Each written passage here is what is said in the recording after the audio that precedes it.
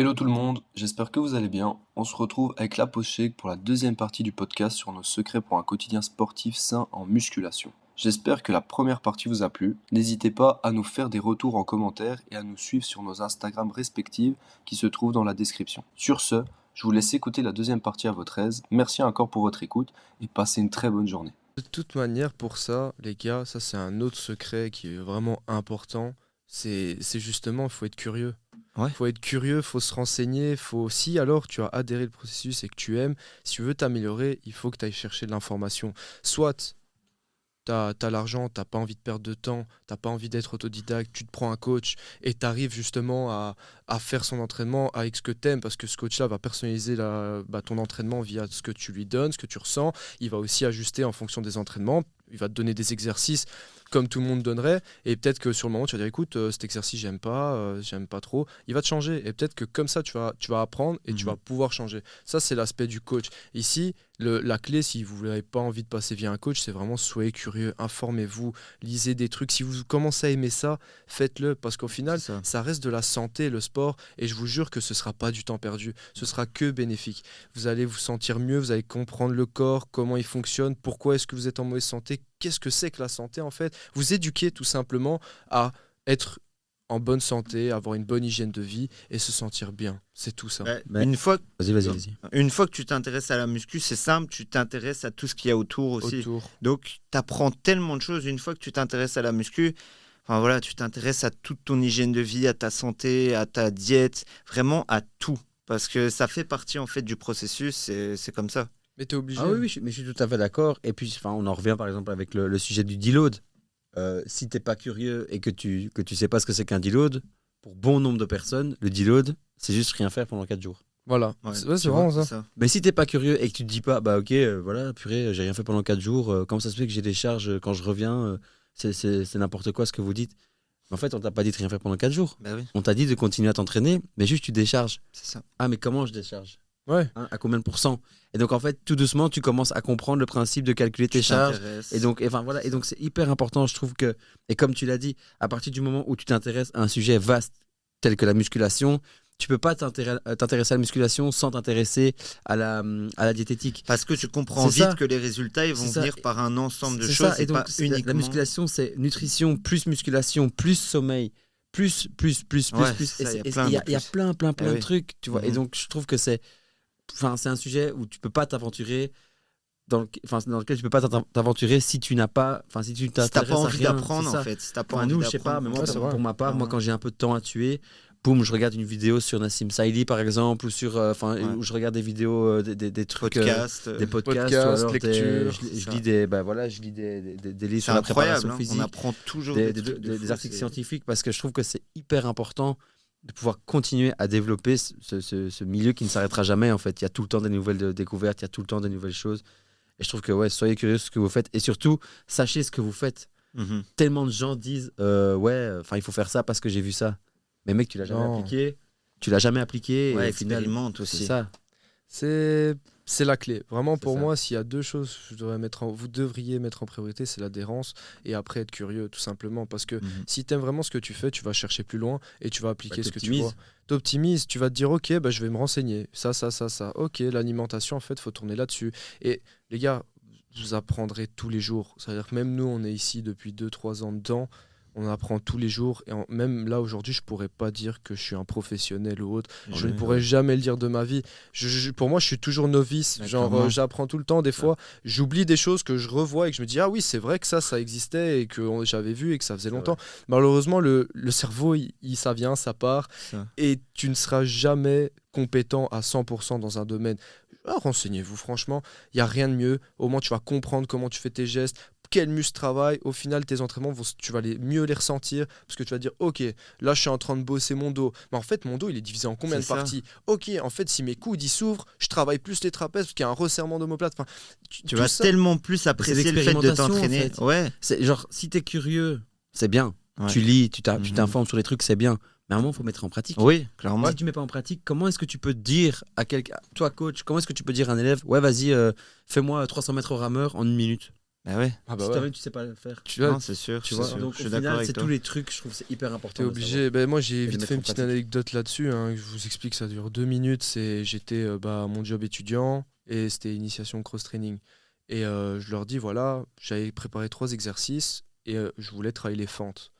Mais les fentes, j'ai passé au moins 15-20 minutes à leur expliquer que les fentes, tu pouvais soit te focus le quadri, soit te focus l'ischio, soit te focus les fessiers, mais de plusieurs manières. Et je les faisais ressentir. Je dis, regarde, si tu fais ça comme ça, tac, tac, tac, et je leur fais faire et ils ressentent. Et le fait de leur expliquer, et en plus de ça, qu'ils le font, enfin qu'ils le fassent pendant que je leur explique, il y a tout qui se connecte en fait. Oui. Et ce Ils moment-là, comprennent l'utilité. oui, ça sera un souvenir qui va rester en eux parce Ouais. qu'ils savent qu'ils ont pris ce temps-là, ils ont pris ce ticket pour aller à ce cours collectif. Ils sont venus, ils ont fait OK, c'est bon. Il m'a expliqué ça, ça, ça. Et j'ai ressenti ce qu'il m'a dit. Il m'a dit la vérité. Genre, il m'a dit tu fais comme ça Ouais. se passe comme ça. Et là, elles sont reparties. Elles étaient grave contentes. Elles m'ont dit écoute, j'ai appris. Ça fait 8 mois, 9 mois que je suis dedans.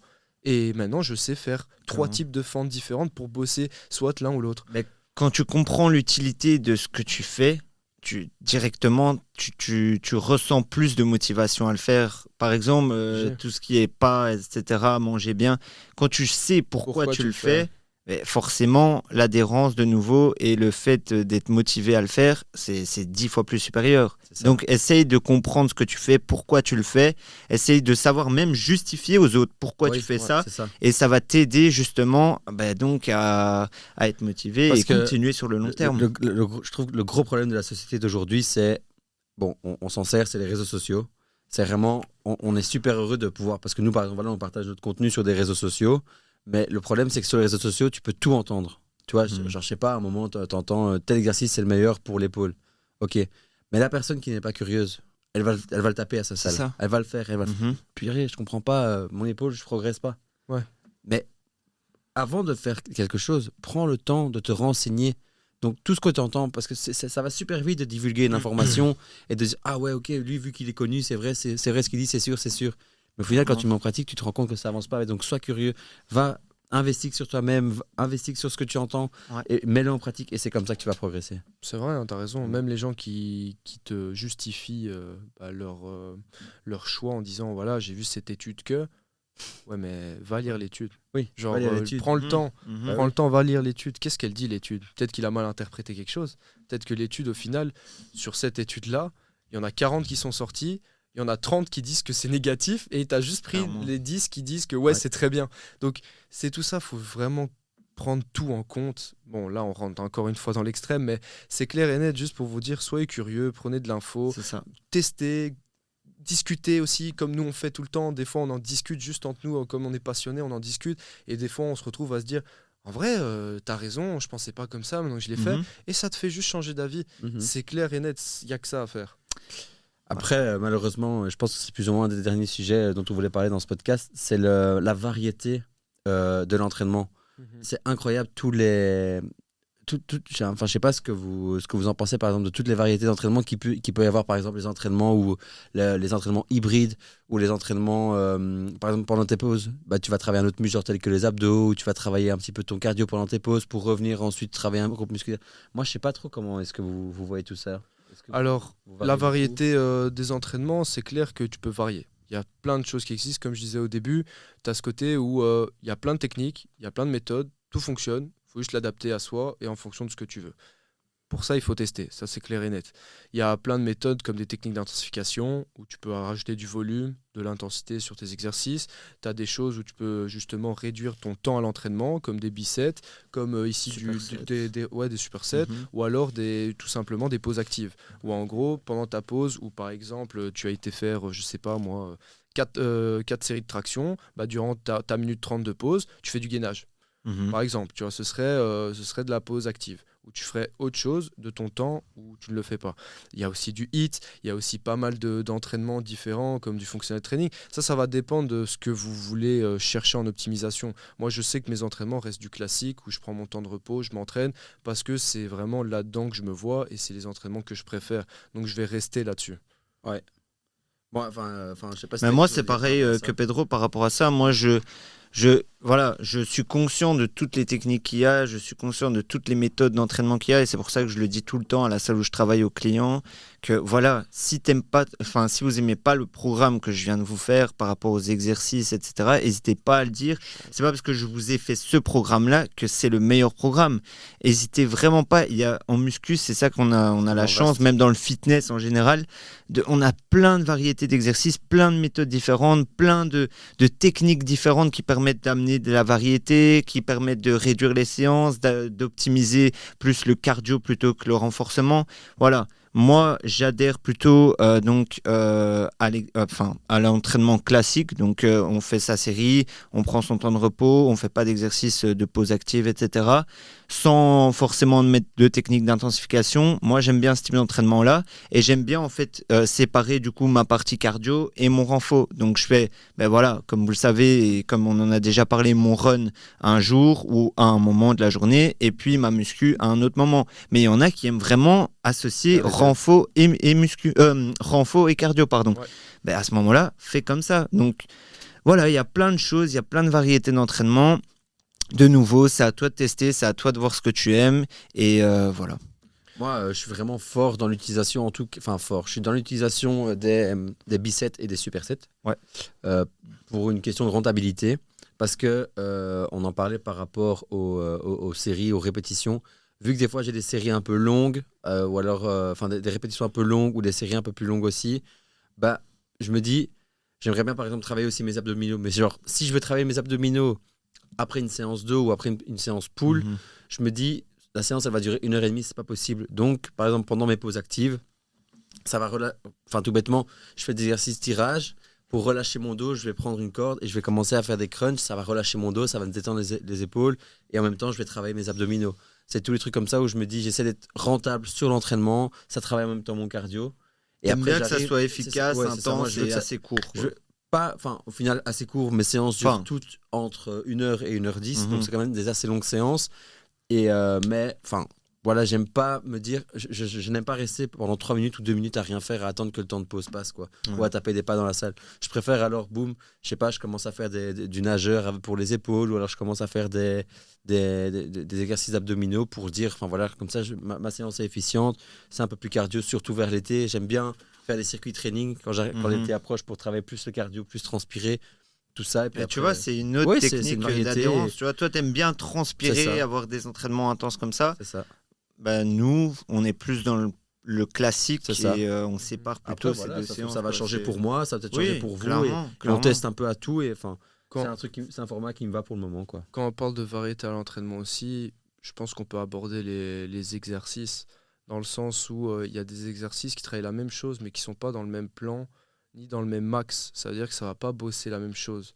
Dans le sens où un développé couché, vous pouvez le faire en poussée, mais vous pouvez faire un écarté aussi. C'est 2 plans totalement différents, mais vous allez bosser l'exercice totalement différemment. Donc c'est ça qu'il faut aussi dire, c'est que chaque exercice que vous allez mettre, il va être important et il faut les changer. Il ne faut pas rester tout le temps sur le même entraînement, parce que des tractions, que tu fasses en pronation, en supination, en neutre, tu ne bosses pas la même chose.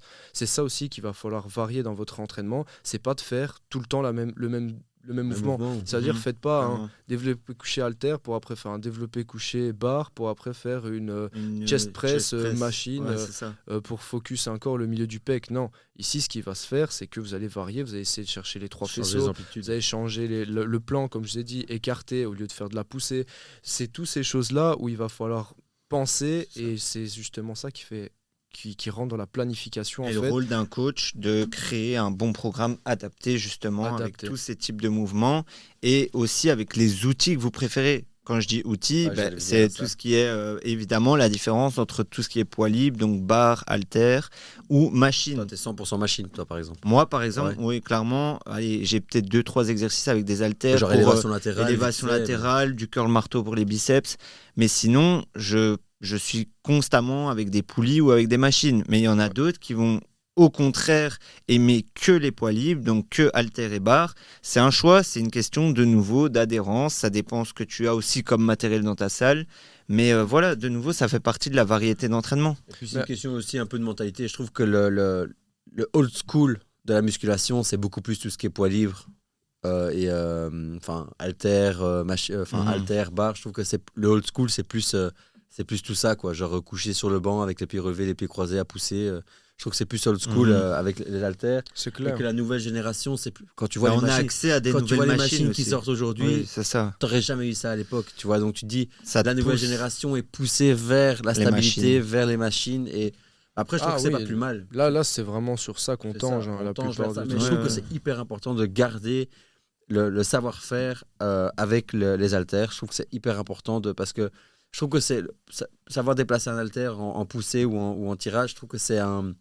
C'est ce qui se rapproche plus du fonctionnel, Oui, de la vie de oui, tous les c'est jours du en soi. Hein. fonctionnel, et surtout de savoir gérer son corps. Enfin, je veux dire, savoir garder un haltère au-dessus de toi sans que ton bras parte dans tous les sens. Je trouve que c'est Oui, c'est du et nous, en renforcement, tant que quoi. coach, on doit toujours être Mais bien capable de sûr. savoir, même si on s'entraîne beaucoup avec des machines, on doit être capable Bien de sûr. savoir expliquer correctement comment maîtriser ses haltères, Tout à comment fait maîtriser l'exécution d'un exercice avec des haltères. Mais voilà, nous, on adhère plus, en tout cas, je pense, nous trois, aux machines. Bah écoutez les gars, ça fait déjà un petit... Bon les gars, du coup, on a eu un petit moment un peu drôle là, mais Ouais. en fait on était tellement dedans qu'on s'est arrêté un peu trop vite, je pense, parce qu'on avait vu le temps passer, mais il y a encore tellement de choses qu'on aimerait aborder, donc je pense que ça va être divisé en 2 parties. Ouais, à mon Voilà. avis, on va devoir faire 2 podcasts différents Ouais, avec je 2 pense. parties différentes. Mais On a vraiment franchement... regardé, genre on coupe, et après, après avoir coupé, on s'est dit merde, on était vraiment dans un flow là, donc on va reprendre le truc Ouais, parce qu'on a encore vraiment. trop de choses à dire. Ah, on va reprendre parce qu'il y a encore 2-3 points qu'on aurait peut-être bien voulu aborder et qui vont être sympas pour finaliser ça. Moi, je voulais quand même aborder l'organisation de la journée, la bonne répartition du temps, parce que je sais qu'on en avait parlé un peu au début, hein, comme quoi, en fonction, il y a des obligations que tu vas mettre d'office en avant, mais du coup, ça sert à rien de commencer à se mettre un stress ou quoi en se disant oui, mais le matin, c'est quand tu te lèves, tu as le plus d'énergie, en fin de journée, tu es fatigué, tu as le travail, tu as plein de choses qui sont passées, je peux que aller m'entraîner le soir, mais le matin je vais y aller, du coup quand je serai réveillé j'aurai le maximum d'énergie. Mais le problème c'est que si tu commences à rentrer là-dedans, tu vas désorganiser tes journées, tu vas te réveiller tôt le matin alors que peut-être t'es pas quelqu'un qui te lève tôt, tu vas aller travailler, peut-être que tu vas aller travailler, tu te sentiras mal et ensuite le soir tu vas rentrer et au final tu vas rien accomplir en rentrant chez toi Mhm. le soir puisque tu vas te sentir juste fatigué. Ouais. Dis-toi juste que tu vas t'entraîner quand ça te semble le mieux. Ça veut dire qu'il n'y a pas de meilleur moment. Il y a des études qui vont te dire que oui, le soir, tu es plus fort, le matin, tu es plus fort, tel moment, tu es plus fort après manger, après après avoir pris un post-workout, 2 un heures de pré-workout, digestion. de digestion. Franchement, rentrez pas dans les Ta détails meilleure comme étude, c'est ça. toi-même, écoute ton corps. Oui, écoute ton corps, écoute ton emploi du temps. Malheureusement, il y a des fois où c'est impossible. Par exemple, ici, après qu'on va faire ce podcast, je vais aller m'entraîner. J'ai Pareil. pas de collation. Tant pis, la dernière fois que j'ai mangé, il était midi. J'ai plus autant de stock de glucides ou autre. Mhm. Mais c'est pas grave, je vais quand même aller m'entraîner parce qu'il faut faire le travail. Je vais pas commencer à rentrer et me dire je vais rentrer à la maison, je vais remanger, je vais attendre 2 heures, je vais aller m'entraîner le soir, il va être 19h, 20h. Non, allez-y. Faites ce que vous avez à faire. Quand vous trouvez le temps, le moment, vous avez la motivation, réfléchissez pas. Ouais, let's go. 1, 2, 3, j'y vais, go. Je vais aller au sport et c'est tout. C'est comme ça, sinon tu vas pas y aller. Clairement. Moi, je suis tout à fait d'accord. Non, Je c'est suis tout ça. à fait d'accord. Après, on en a déjà parlé, la musculation, c'est encore un milieu dans lequel tu dois vraiment écouter ton corps. Et à partir du moment où, pour toi, tu sens que le moment d'aller s'entraîner, c'est, je sais pas, c'est dans 2 heures, va t'entraîner dans 2 heures. Mais après, je pense que le meilleur moment, c'est un moment auquel aussi, où tu t'y prépares un minimum. Tu peux pas te dire, oh écoute, j'ai rien à faire, go, je vais à la muscu. Non, je trouve que c'est vraiment à planifier. Et encore une fois, c'est gratifiant mentalement parce que tu te dis, j'ai planifié ça dans ma journée. Ça prouve que je suis organisé. Boum, j'y vais. Tu fais tes trucs, tu as fini ta musculation, tu as fini ton sport, tu refais tes trucs. Je trouve que c'est hyper important à Ouais. respecter. C'est vrai. Ouais, mais je suis vraiment d'accord avec vous. Et par rapport à ça, moi, par exemple, j'aime pas m'entraîner le matin. Donc, souvent, si je peux éviter d'aller avant midi, si je peux éviter d'aller avant midi, j'irai pas avant midi si j'ai ma journée, etc. Moi, j'aime vraiment bien avoir mes heures habituelles. Donc, si j'ai une journée libre, ça sera plutôt aux alentours de 15 heures. Ça, c'est vraiment l'heure parfaite pour moi. Ok. Après avoir mangé le repas de midi, comme ça, quand je rentre, j'ai encore la collation, le repas du soir. Donc, pour moi, c'est mon horaire, en fait. C'est l'horaire qui est adapté pour moi. Après, il y en a d'autres, je sais bien, qui aiment bien aller s'entraîner comme toi, tôt, c'est ça. Hein. Ouais, tu moi, vas, je tu kiffe. vas, Moi, je vais m'entraîner. J'aime tu bien vas aller assez vers tôt. 10 heures, quoi. Voilà, Ouais, c'est ça. Alors que 10 heures. moi, à 10 heures, bah, logiquement, tu me verras pas à la salle, tu vois. Genre, moi, je suis plus dans l'après-midi. Mais ça, de nouveau, c'est à toi de t'organiser, à toi de trouver ton meilleur horaire. Mais dis-toi juste qu'il n'y a pas de meilleur horaire. Tu te fixes pas de trucs précis à suivre parce que tu as entendu que c'était voilà, la meilleure chose à faire. Non. Voilà, quand tu as le temps. Après, je dis pas, hein, des fois, j'ai des contraintes qui m'obligent à aller, comme la dernière fois, comme je vous ai expliqué, à 23 heures, où il y a plusieurs fois où je dois aller très tard le soir, donc 22 heures aussi, et que je sors de la salle, il est minuit. Mais c'est parce que ma journée a fait que j'ai pas eu le temps. Mais voilà, c'est pas l'heure que je kiffe, mais je fais le travail parce que je dois faire l'entraînement, je dois valider l'entraînement. Mais voilà, tout ça pour dire qu'il n'y a pas d'horaire fixe ou de meilleur horaire ou de meilleure répartition de ta journée. Voilà. Du tout, et on vous le prouve encore une fois, hein, on fonctionne tous les trois pas de la même Clairement. manière. Moi, je suis plus la team où j'y vais quand je peux y aller en fonction de ma journée. Ça peut être le matin, le midi, le soir. Je vais y aller plus en fonction de ma journée et quand est-ce que je peux y aller, tout simplement. Ouais. Je vais pas commencer à... Il y a des moments où je préfère, Oui. ça c'est clair, mais Oui, je vais c'est toujours me prioriser en mode, je préfère... Il y a des jours où le matin, je vais me dire, ok, bah, je vais aller au matin, comme ça c'est fait, et mon après-midi, elle est libre, j'ai plus à y penser. Des fois, c'est, la matinée, elle est occupée, j'ai pas trop envie, j'ai un peu la flemme, je vais aller l'après-midi. On fonctionne tous différemment, c'est incroyable. Et c'est pas pour autant qu'on n'a pas de résultats et qu'on pousse pas et qu'on donne pas nos maximum. Ça, c'est clair. En termes de aussi un truc qu'on n'a pas parlé, parce que après tout ce qui vient de passer, donc avec l'adhésion, avec aller s'entraîner à des heures avantageuses, avec tout ce qui est écouter son corps et tout, il y a un truc qu'on n'a pas parlé, c'est quand même le but et les objectifs qu'on va se donner, qui doivent être précis, surtout précis. Retenez bien ce mot parce que c'est vraiment la précision. Et encore une fois, il n'y a pas de hasard. Je le dis beaucoup dans ce podcast, mais c'est vraiment tout se quantifie. Vous ne pouvez pas vous dire ok, ça va aller bien parce que je m'entraîne autant. Non, il faut que tu saches comment ton repos il se passe, comment ton alimentation se passe, combien de calories tu manges, comment tu t'entraînes, ta charge. Est-ce que la semaine prochaine je dois mettre plus lourd, moins lourd? Est-ce que j'ai besoin d'un diluant? Tout doit se quantifier, c'est obligé. Donc dans le but et l'objectif, il faut que tu saches qu'est-ce que tu veux vraiment. C'est pas juste je veux perdre du poids. Ça, c'est le truc classique. Il n'y a pas de temps, il n'y a pas d'objectif, de clé tangible. Je veux dire, il n'y a pas je veux perdre 5 kilos, je veux perdre 10 kilos. Tu veux perdre 10 kilos de quoi? Tu veux perdre 10 kilos de muscle, tu veux perdre 10 kilos de masse graisseuse, tu veux perdre 10 kilos de cheveux, j'en sais rien, tu vois, genre c'est tes cheveux que tu veux perdre. C'est quoi tu veux? C'est vraiment ça qu'il faut aller chercher, c'est le but et l'objectif. Tu dois les préciser un maximum. Par exemple, notre objectif à nous, moi pour la course à pied, ici c'est je veux faire cette course de semi-marathon en 2 heures. Dans les alentours des 2 heures. Ça veut dire que quand je m'entraîne, à chaque fois que je m'entraîne, je sais pourquoi je m'entraîne et comment je dois m'entraîner pour atteindre ces 2 heures. Je sais que je dois m'entraîner autour des 6 minutes, des 6 minutes par kilomètre et voilà. C'est ça. Et du coup, mes entraînements sont du coup très hard parce que je suis loin de ça, mais c'est moi qui me suis imposé cette chose-là. Et peut-être que je vais pas y arriver, mais je vais me rapprocher le plus parce que chaque entraînement que je fais, je suis dans ce truc où je me dis c'est les 2 heures, un point, c'est tout. Voilà. Peut-être que je vais faire 2h06, 2h10, je serais quand même fier de moi parce que peut-être que si j'aurais pas eu cette mentale et que je me serais dit bon, je vais faire 2h15, peut-être j'aurais fait 2h30. Et au final, j'ai atteint quand même un objectif déjà plus proche que si j'aurais mis un objectif pas assez, un peu plus faible que ce que je me suis donné, tu vois.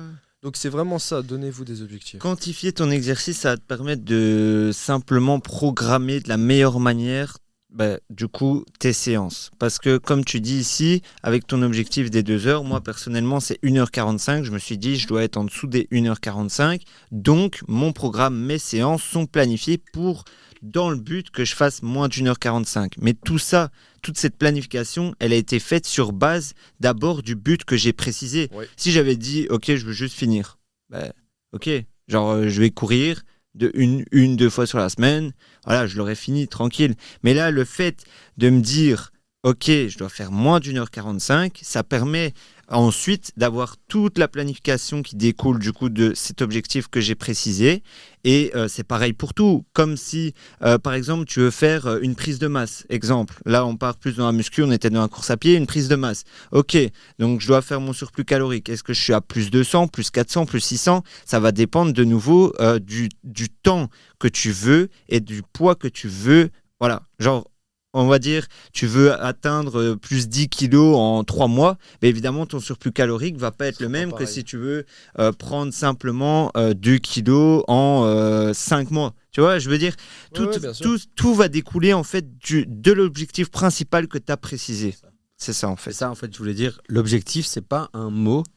C'est pas juste un mot, en fait. Pour nous, coach, objectif, c'est vraiment un point central autour duquel tout va être bâti. C'est-à-dire que si vous n'êtes pas précis dans vos objectifs, on ne sait rien faire pour vous. Clairement. Parce que c'est beaucoup trop vaste de dire je veux perdre du gras, je veux prendre du muscle. C'est beaucoup trop vaste. Il nous faut des chiffres, il nous faut un laps de temps, il nous faut vos contraintes à vous, il nous faut vos avantages, il nous faut vos déficits. On a besoin de tout savoir sur vous. Et donc, c'est pareil pour vous, quand vous vous mettez un objectif, essayez d'analyser tout autour de vous. Qu'est-ce qu'il me faut pour atteindre cet objectif? Tu ne peux pas faire les choses tant que tu ne sais pas ça. Et c'est ça, généralement, qui mène au relâchement dans la musculation, parce que la musculation, c'est un sport où si tu ne te motives pas par toi-même d'y aller, sauf si tu as un coach que tu payes tous les jours pour y aller, mais ce n'est pas la réalité. La réalité, c'est toi, tu te motives à aller au sport. Si tu n'as pas la motivation d'aller au sport et de faire ton, on va dire entre guillemets, ton business plan, de bâtir ton château, bah, c'est pas possible. Ouais, t'as niqué le micro. Attends. Petit problème technique. Ouais, c'est bon. Ok. Ouais, sorry. Donc je disais, si tu n'as pas tout bâti autour de ton objectif, bah malheureusement cet objectif risque d'être compliqué à atteindre. Il faut vraiment que tu te mettes en tête tous les points nécessaires à atteindre cet objectif. C'est vrai. De toute façon, tu es obligé, et pour ça, il faut être patient, il faut avoir de la consistance. Et ça aussi, ça fait partie du processus, malheureusement. Ok, quand tu es débutant, tu t'améliores très vite. C'est ça la chose qui est sympa, c'est quand tu as un point faible, ça devient vite un point moyen. Alors que quand c'est déjà un point fort, quand tu veux le peaufiner, ça commence déjà à être beaucoup plus dur. Par exemple, toi qui veux courir, là je vais prendre l'exemple de courir un 1,45, bah, peut-être qu'ici tu vas le faire. J'espère que tu vas le faire, sinon tu n'auras pas ton Rio de Texas. Okay, ouais. Du coup, dis-toi que par après, si lui il veut passer à 1,30, ce sera pas pareil. Son 1,30, de 1,45 à 1,30 sera beaucoup plus dur que moi de passer peut-être de 2 à 1,45 parce que le temps est beaucoup plus restreint et il y a un moment où tu sens la limite arriver. Et c'est pour ça qu'il faut être patient. Au début, ça va vite, on voit vite les améliorations et puis on peut avoir de la stagnation. Et c'est pour ça qu'il faut rester sur ce processus, avoir une bonne planification et tout ce qu'on vous a dit derrière, il faut tout prendre en compte pour que justement qu'il n'y ait pas cette stagnation et que vous puissiez quand même évoluer. Même si c'est pas par pas, des petits pas, vaut mieux faire 3 gros pas et faire un pas en arrière et 3 gros pas et un pas en arrière que de commencer à se dire ok c'est bon, je stagne, je m'arrête. C'est ça. Ça c'est la pire erreur. Dès que tu vois que tu stagnes, c'est une grosse erreur de dire ok. Pour nous coach, c'est une erreur. Ouais. Et même que nos coachés, à un moment on s'arrête, on dit qu'on a merdé quelque part. Aussi. Oui, dans le sens où on ne lui aura pas fait comprendre que c'est un processus à long terme. Donc, il doit comprendre que, ok, c'est pas parce qu'il n'a pas perdu 1 kilo sur une semaine que c'est dramatique et qu'il ne faut pas croire justement au processus. Donc, il doit comprendre que, voilà, c'est un truc à long terme, c'est un objectif à long terme. Ça se fait petit à petit. Les données, elles ne vont pas forcément évaluer toujours dans le bon sens, diminuer dans le bon sens ou augmenter dans le bon sens en fonction de l'objectif. Mais c'est pas grave. Crois au processus, continue, sois patient, sois déterminé, régulier, et tu verras que ça viendra tout seul petit à petit. Ça payera un jour ou un autre. D'accord. Et généralement, pour entamer encore un sujet, une des plus grandes vertus qu'on puisse avoir dans la musculation, c'est la consistance et la patience. Si tu n'as pas la patience, je pense que c'est l'un des premiers points qui te fait lâcher ta pratique à la musculation. Ouais, mais c'est ça. Le nombre de personnes qui arrivent et qui disent oh là là, ça va pas assez vite, boum, j'abandonne, ça sert quand même à rien la musculation. C'est juste que ça t'inculque de la patience et c'est une valeur tellement importante. Je sais pas ce que vous en pensez. Ouais, ben la patience, c'est dans la vie de tous les jours, tu es obligé de l'avoir. Ça veut dire que la musculation, moi, ce que j'adore, c'est que je suis content d'avoir grandi avec la musculation. Enfin, grandi, c'est un grand mot, mais c'est vrai. Que ce soit dans mon quotidien, parce que, en fait, le sport, la musculation, ça se reporte sur la vie de tous les jours. Ça veut dire que chaque chose est importante, faut quantifier. Des détails, c'est du peaufinage, on va dire, mais chaque détail a son importance. Tu es obligé de prendre tout en compte, que ce soit si tu veux faire un business, si tu as une famille, si tu veux acheter quelque chose. Toutes ces choses-là, tu dois prendre en compte. Donc, c'est ce qui est bien aussi, c'est que c'est de la patience, mais ça t'apprend à être patient, à attendre. Moi qui suis impatient, je vous le dis, ça m'a permis quand même de me dire, ok, il y a des choses dans la vie où malheureusement, ça ne sert à rien d'être impatient, tu dois juste le faire et ça va se passer. Et un matin, tu te lèves et tu vois que tu as ton ventre plus fin, tu as moins de peau, tu as moins de gras au niveau des abdos, et là tu te dis ça y est, je suis en train d'accomplir un boulot. Et vraiment, et moi, mes parents qui me disent, je suis un éternel impatient, et mes parents qui me disent, t'es quand même fou, quoi. T'es le mec le plus impatient que je connais, et t'arrives à te mettre dans un sport où on demande que avec ça. La musculation, mais c'est une école de la vie. Parce que tu vois tellement pas tes progrès après un entraînement, tu te dis, enfin, souvent dans ton entourage, on va dire, mais ça va, c'est pas pour un entraînement que tu rates, mais si. Alors que, tu vois, si, c'est pour un entraînement, parce que dans notre tête, c'est comme ça. Et je veux dire, voilà, même si on verra pas les résultats directement, évidemment, après l'entraînement en question, on sait qu'on va les voir avec cette accumulation, tous ces efforts, toutes les fois où on a été justement à la salle et qu'on s'est tué. Mais moi, ce que je dis, genre par exemple, au boulot, tu vois, il me voit constamment arriver avec mon Tupperware, avec mon truc. Il dit, Guy, t'as pas envie juste de venir, juste manger un sandwich, juste manger ça. Genre, ils arrivent, hop, ils mettent une tarte au milieu de la table, ou ils te mettent genre des biscuits. Ils sont tous là, tenez, servez-vous, tout le monde sert. Et moi, je suis là, non, j'ai pas envie. Pourquoi ? Parce que ça va être un biscuit trop. Et après, quand tu le prends, c'est vrai. Et après, quand tu le prends, en fait, nous, on voit ce que ce truc nous apporte ou pas. Tu vois, par exemple, quand je mange de la pomme de terre ou quand je mange des légumes ou du poulet, je me dis, je vois ce que ça apporte à mon corps. Mais combien de fois je dis pas à ma famille, mais purée, j'aimerais tellement ne pas culpabiliser. En fait, des fois, je dis même, j'aurais tellement aimé ne pas savoir tout ce que cela m'apporte. Comme ça, je peux profiter de ce que je mange. Ça, c'est vrai. C'est un sujet qu'on pourrait discuter, ça, tellement. Mais des fois, ça va être un sujet, je pense qu'on va aborder dans un prochain podcast. Ça va vraiment être intéressant. Un peu, ce sujet, vraiment par rapport à la vision de la nutrition, etc., la culpabilité, ce que ça peut engendrer aussi, parce que moi, ces derniers temps, je trouve que psychologiquement, au niveau de l'alimentation, vous l'avez vu, j'ai eu. Craqué plus d'une fois. Mais en fait, non, c'est pas que j'ai craqué plusieurs fois. Oui, c'est ça. Tu l'as jamais fait. Mais en fait, j'ai remarqué que j'avais plusieurs comportements qui n'étaient pas forcément normaux. Et donc là, j'ai retrouvé un nouvel équilibre. Enfin, ça, on en parlera clairement.